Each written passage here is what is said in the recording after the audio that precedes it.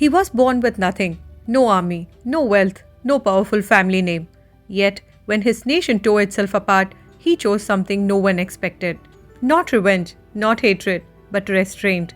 This is the story of Abraham Lincoln, a man who proved that moral strength can be stronger than force. Abraham Lincoln was born on 12 February 1809 in a one-room log cabin in Hodgenville, Kentucky. His father, Thomas Lincoln, was a poor farmer and carpenter. His mother, Nancy Hanks Lincoln, was gentle, intelligent, and deeply moral. By the time Abraham was 8, he was already doing back-breaking labor, clearing fields, chopping wood, working like a grown man. Then tragedy struck.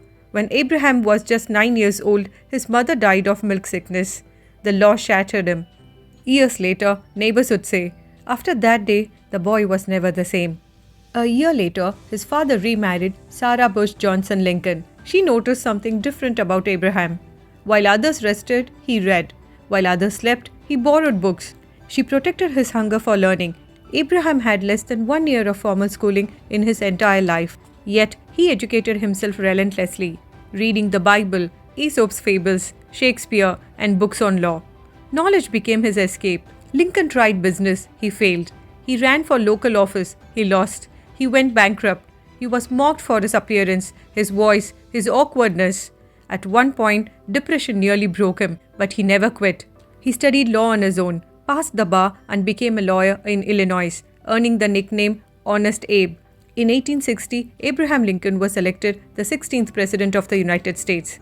Almost immediately, the country began to split. Southern states seceded. The American Civil War began. Blood soaked the land. Lincoln was blamed for everything. By the South, by the North, even by his own party. Yet, in the middle of unimaginable pressure, he made a decision that defined him. His belief became clear. A nation built on slavery could not survive. In 1863, he issued the Emancipation Proclamation, freeing millions of enslaved people. The war intensified. Criticism grew louder. But Lincoln never spoke with hatred. Instead, he spoke words that still echo today. And in his second inaugural address, as the war was ending, he said, "With malice toward none, with charity for all, even toward his enemies." The war ended in 1865.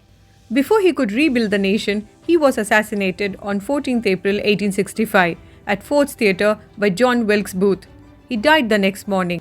The man who held the country together did not live to see it healed.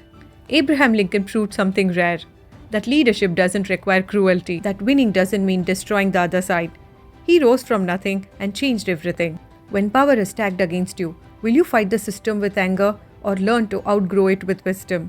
Thanks a lot for watching.